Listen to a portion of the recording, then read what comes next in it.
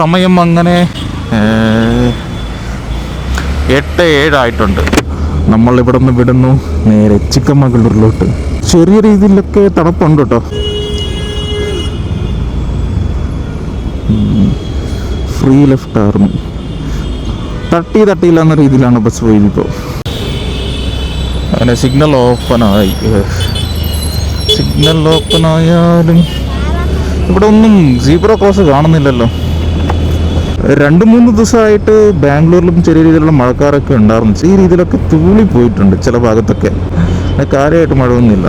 പിന്നെ നമ്മുടെ നാട്ടിൽ നിന്ന് വരാൻ നേരത്തെ അത്യാവശ്യം മഴയായിരുന്നു. ഇത് ഈ ഒരു ഫ്ലൈ ഓവറും കൂടെ കഴിഞ്ഞെങ്കിൽ നമുക്ക് 3 വരി പാതയാണ് കിട്ടുന്നത്. ടോൾ റോഡാണ്, മോസ്റ്റ് ഡേഞ്ചറസ് റോഡാണ്. കാരണം ഒരുപാട് ആക്സിഡൻറ്റ് ആയിട്ടുണ്ട്. വേൾഡിൽ തന്നെ ഏറ്റവും സേഫസ്റ്റ് കാർ എന്നറിയുന്ന വോൾവോ X90 പോലും ഈ ഒരു ഭാഗത്താണ് ആക്സിഡൻ്റ് ആയിട്ടാണ് ആ ഫാമിലിയിലുള്ള എല്ലാവരും മരിച്ചിട്ടുള്ളത്. ഇവിടെ ഒരു ഡിഫൻഡർ കിടക്കുന്നുണ്ടല്ലോ, ആരാ അതിൻ്റെ മൊല്ലാരി. ലെഫ്റ്റ് സൈഡ് കാണുന്ന ഈ ഒരു പൂവില്ലേ, കണ്ടില്ലേ? ഇതാണ് അത്യാവശ്യം ബ്യൂട്ടിഫുൾ ആയിട്ടുള്ള ഒരു ഫ്രെയിമാണ് ബാംഗ്ലൂർ മൊത്തം.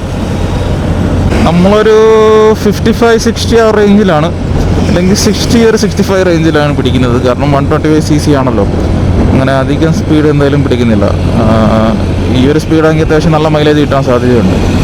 പിന്നെ ഹോണ്ട ആയതുകൊണ്ട് അത്യാവശ്യം സ്പീഡ് എടുത്താലും നമുക്ക് എന്താ പറയുക, എഞ്ചിന് അത്ര സ്ട്രെയിൻ വരുന്നതായിട്ട് നമുക്ക് ഫീൽ ആവില്ല. പക്ഷേ മൈലേജ് നല്ല രീതിയിൽ ഡ്രോപ്പ് ഉണ്ടാവും.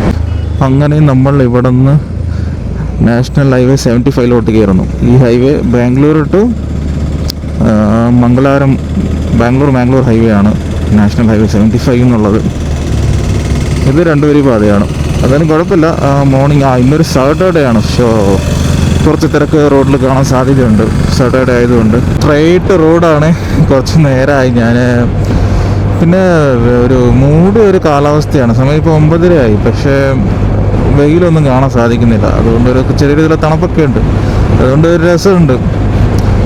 ഈ ഭാഗത്ത് അധികം എന്താ പറയുക, നമ്മുടെ നോർത്ത് കർണാടകയിലൊക്കെ കാണുന്ന കൂട്ടുള്ള കൃഷിയൊന്നും ഇവിടെ ഇല്ല. നമുക്ക് വണ്ടി എവിടെയെങ്കിലും കുറച്ച് നേരം ഒന്ന് ഒതുക്കിയേക്കാം.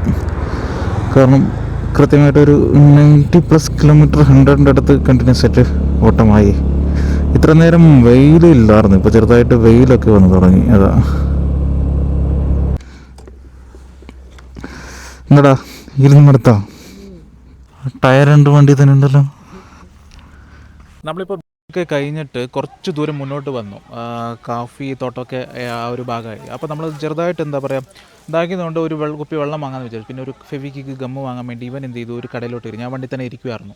അപ്പം ഇവന് കടയിലോട്ട് പോയി. അപ്പോൾ അയാൾക്ക് കൈവേദനയാണെന്ന് പറഞ്ഞുകൊണ്ട് സാധനമൊക്കെ ഇവൻ തന്നെയാണ് മേടിച്ചത് അവിടെ. അതായത് മുകളിൽ വെച്ചിരിക്കുന്ന ആ ഒരു ഗമ്മാണെങ്കിലും വാട്ടർ ബോട്ടിൽ നീ തന്നെയല്ലേ പോയി കളക്ട് ചെയ്തത്. അപ്പോൾ ഇവൻ്റെ കയ്യിൽ മൊബൈലുണ്ടായിരുന്നു. അപ്പോൾ ഇവൻ്റെ മൊബൈൽ എന്ത് ചെയ്തു, ഇവന് കൊണ്ടുപോയി താഴെ വെച്ചു. വെള്ളം കൊണ്ടുപോയി ഇവൻ തന്നെ അവിടെ നിന്ന് വെള്ളം പിക്ക് ചെയ്തു. അയാൾക്ക് കൈ വേദനയായെന്ന് പറഞ്ഞുകൊണ്ട് മൊബൈൽ ഇവൻ താഴെ വെച്ചിട്ട് അവിടെ നിന്ന് വെള്ളം എടുത്തു, ഫെവിക്വിക്ക് ഗമ്മും എടുത്തു. അതിനുശേഷം കുറച്ച് ദൂരം പോയ ശേഷമാണ് മനസ്സിലായത് ഇവൻ്റെ മൊബൈൽ മിസ്സിങ് ആണെന്ന്. അപ്പോൾ പെട്ടെന്ന് അവിടെ തന്നെ ഏകദേശം നമ്മൾ അധികം ദൂരം പോയില്ല, 2 കിലോമീറ്റർ കണ്ടല്ലേ ദൂരം ഉണ്ടായിരുന്നത്. 2 കിലോമീറ്റർ ദൂരെ പോയിട്ട് ചെക്ക് ചെയ്യാൻ നേരത്ത് മൊബൈലില്ല. നമ്മൾ ഒന്ന് സൈഡാക്കിയായിരുന്നു വണ്ടി, മൊബൈൽ കാണാനില്ല. പെട്ടെന്ന് റിംഗ് അടിച്ചപ്പോൾ 2-3 റിംഗായി, അതായത് 2-3 പ്രാവശ്യം കണ്ടിന്യൂസ് ആയിട്ട് റിംഗായി. അതിനുശേഷം 4ാമത്തെ റിംഗിൽ കോൾ കട്ട് ചെയ്തു. പിന്നെ വീണ്ടും വിളിക്കാൻ നേരത്ത് സ്വിച്ച് ഓഫാണ്. അപ്പം എവിടെ വീണിരിക്കാൻ സാധ്യത കുറയും. ഇവന് പെട്ടെന്ന് ഫ്ലാഷും ആയിട്ട് ഇല്ല, അവിടെ തന്നെ വെച്ചാന്നുള്ളത്. പിന്നെ ഇവന് കൺഫേമായി അവിടെ തന്നെ വെച്ചാന്നുള്ള രീതിയിൽ. കാരണം മൊബൈൽ ഇവൻ കയ്യിലുള്ളതുകൊണ്ട് അത് പറിച്ചെടുക്കാൻ പറ്റത്തില്ല. മൊബൈൽ ടേബിളിൻ്റെ മുകളിൽ വെച്ചിട്ട് സാധനം നീ എടുത്ത് ഫോൺ അവിടെ തന്നെ ബാക്കി വെച്ചിട്ട് തിരിച്ചു വന്നു.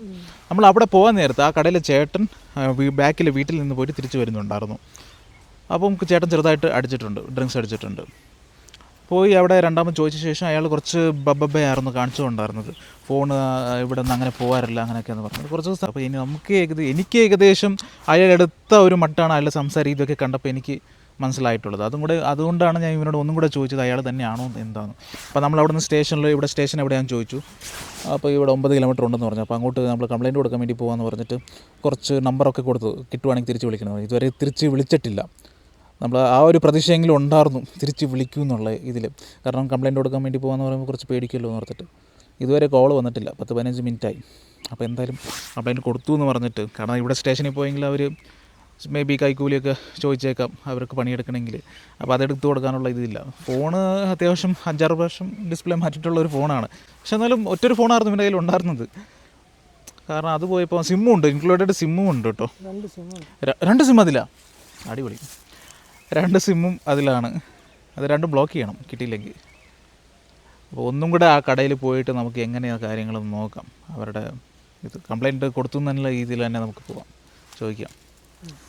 അതെല്ലാം നമുക്ക് പോയി ചോദിച്ചിട്ട് നേരെ വിടാം. കേട്ടോ മെയിൻ റോഡ്, നമ്മൾ ഉള്ളോട്ട് ഈ റോഡാണ് ഡീവിയേഷൻ എടുത്തത്. അപ്പോൾ കട ഈ കാണുന്ന റൈറ്റ് സൈഡിൽ കാണുന്ന കടയാണ്. എന്നിട്ട് ഈ കാണുന്ന വീടില്ലേ, ആ വീടിൻ്റെ ഉള്ളോട്ടാണ് അവൻ പോയത്. ചോദിച്ചു നോക്കാം അവിടെ ആരെങ്കിലും ഉണ്ടോ നോക്കാം. നേരത്തെ നമ്മൾ പോകുന്ന നേരത്ത് ഒരു ചേച്ചിയും കൂടെ ഉണ്ടായിരുന്നു അവിടെ.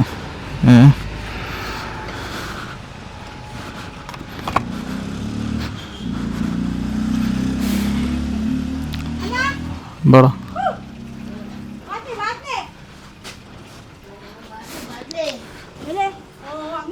ಸಿಕ್ತದು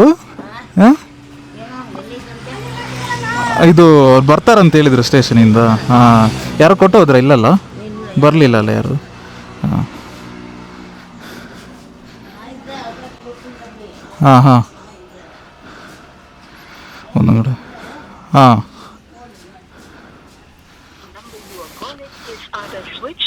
ഇതിൽ സ്വിച്ച് ഓഫ് എന്ന് വരുന്നത്.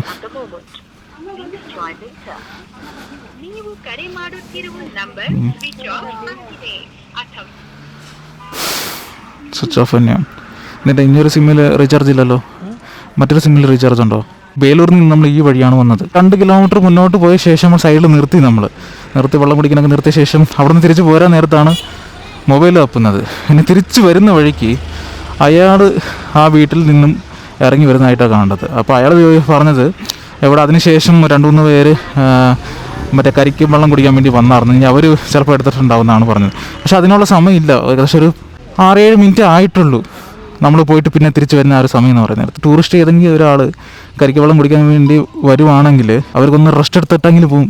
10 മിനിറ്റ് ആണെങ്കിലും ഇവിടെ ഉണ്ടാവില്ലേ. അപ്പോൾ നമ്മൾ പോകുന്ന നോക്കാൻ നേരത്ത് അവിടെ ഒരു അമ്മച്ചി, ഇപ്പോൾ കണ്ട അമ്മച്ചി ഇവിടെ കടയിലില്ല. പിന്നീട് വന്നതാണ്. നമ്മൾ ലാസ്റ്റ് തിരിച്ച് വന്നിട്ട് സ്റ്റേഷനിൽ പോകാമെന്ന് പറയുന്ന ആ ഒരു സമയത്ത് വന്നതാണ്. ആ ചേട്ടൻ പുള്ളിക്കാരൻ ഇതിൻ്റെ ഉള്ളിൽ നിന്നാണ് വന്നുകൊണ്ടായിരുന്നത്. അപ്പോൾ ഫോൺ കൊണ്ടുപോയി ഉള്ളിൽ വെച്ചു. നമുക്കങ്ങനെ തപ്പാനും പറ്റത്തില്ല.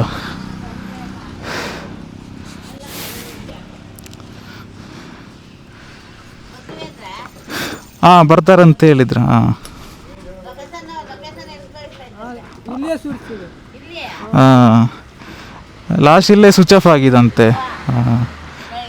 ಹಾಂ 3 ರಿಂಗ್ ಆಗಿತ್ತು, ಅದಾದಮೇಲೆ ಸ್ವಿಚ್ ಆಫ್ ಆಗಿದೆ. ಹಾಂ ಹಾಂ ಹಾಂ ಅದು ಮಾಡಿಸ್ಬೋದು. ಹಾಂ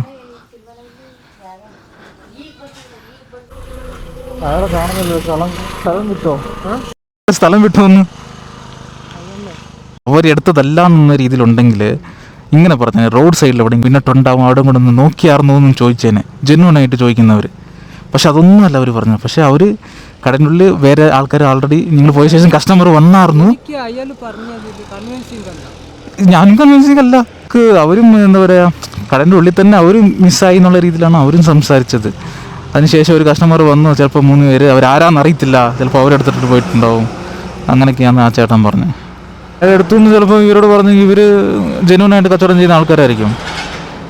പക്ഷേ അയാൾ അങ്ങനെ അല്ലായിരിക്കും.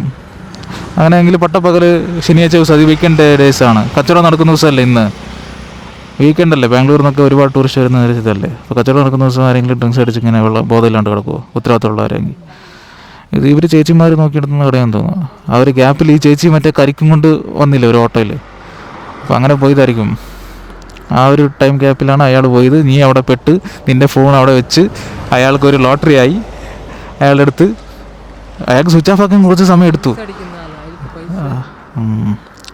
അയാൾക്ക് സ്വിച്ച് ഓഫ് ആക്കാൻ വേണ്ടി കുറച്ച് സമയം എടുത്തു. അതാണ്.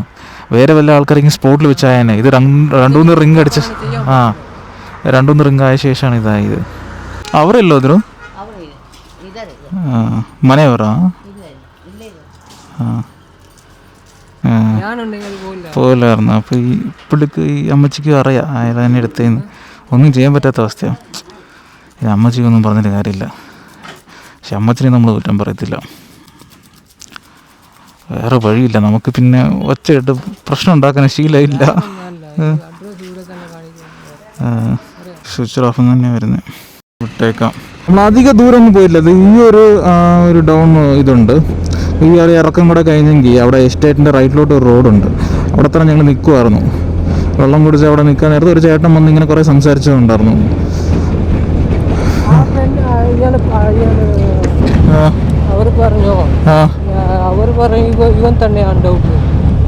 അങ്ങനെ പറഞ്ഞായിരുന്നോ? അതല്ല ഞാൻ പറഞ്ഞു, കണ്ണൂരിൽ പറഞ്ഞല്ലേ, അവർ ಬಂದ್ರೆ ಹೇಳ್ತಾರೆ, ಇವರೇ ತೆಕ್ಕೊಂಡಿದ್ದಾರೆ. ಇವನ್ ಮೇಲೆ ಡೌಟ್ ಇದೆ. ഹൈ റേഞ്ചിലെ ചെക്ക് പോസ്റ്റാണ്. അപ്പോൾ ഇത് എക്സിറ്റ് ആയിട്ട് നമ്മൾ ചുരം ഇറങ്ങുവാണ്. നമ്മൾ 2-3 സ്പോട്ടൊക്കെ പ്ലാൻ ചെയ്തായിരുന്നു. ഫോൺ പോയി സങ്കടത്തിൽ പിന്നെ അവിടെ ഒരുപാട് സമയം പോയി. നമ്മൾ ഒരുപാട് സമയം അവിടെ വെയിറ്റ് ചെയ്തുകൊണ്ട് പിന്നെ പ്ലാൻ മാറ്റി. അപ്പോൾ എന്തായാലും ഇരുട്ടുന്നേക്കാളും മുമ്പ് ചുരം ഇറങ്ങാമെന്ന് വിചാരിച്ചു. അപ്പോൾ മഴയുടെ പച്ചപ്പൊക്കെ പോയി തുടങ്ങി, പുല്ലൊക്കെ ഉണങ്ങി തുടങ്ങി. ഇതൊരു പാറയാണ്. പാറ ആയതുകൊണ്ട് ഇവിടെ അധികം വീതിയില്ല റൂട്ടിന്. കണ്ടില്ല, കുറച്ച് ഇടിഞ്ഞ വഴിയാണ്. 2 വണ്ടി ഒരുമിച്ച് പാസ്സാവത്തില്ല. ഈ ഒരു ചുരത്തിലെ മെയിൻ വ്യൂ പോയിന്റ് ആട്ടോ.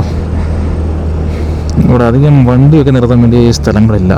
കിട്ടുന്നിടത്തൊക്കെ ഒതുക്കി നിർത്തണം എന്നേ ഉള്ളൂ. സൂര്യനൊക്കെ ഈ മലയുടെ അപ്പുറത്ത് ഓൾറെഡി അസ്തമിച്ചു. കണ്ടില്ലേ, ഇവിടെ നല്ല ഗർത്തമായ കൊക്കയാണ്. ഈ ഭാഗമൊക്കെ ചെറിയ ഇതിൽ ഇടിഞ്ഞു വന്നിട്ടുണ്ട്. ഇത് പുതിയതായിട്ട് പണിതാണെന്ന് തോന്നുന്നു. ആ ഒരു പാറക്കല്ലുണ്ടല്ലോ ഒറ്റയ്ക്ക് നിൽക്കുന്നത്, അവിടം വരെ വേസ്റ്റ് ഉണ്ട്. ഈ കാണുന്നത് ഒരു പുഴയാണ്, നേത്രാത്തിപ്പുഴയിലോട്ട് പോകും. ശരിക്കും നേത്രാത്തിപ്പുഴ ഇതല്ല, അപ്പുറത്താണ്. ഈ മലയുടെ ഒക്കെ അപ്പുറത്താണ് നേത്രാത്തിപ്പുഴ ഉള്ളത്. ആ ഒരു പോയിന്റില്ലേ, അവിടെ നമുക്ക് ഒരുപാട് ഹൈ ടെൻഷൻ ലൈൻ പോയിരിക്കുന്നത് കാണാം. അവിടത്തിൻ്റെ ആ മലയുടെ അപ്പുറം ഒരു പോയിന്റ് ഉണ്ട്, വ്യൂ പോയിന്റ്. അവിടെ പോകണമെന്ന് നമ്മൾ വിചാരിച്ചു, പക്ഷേ ടൈം ആയതുകൊണ്ട് അത് നടന്നില്ല. ബ്ലോക്കാണോ?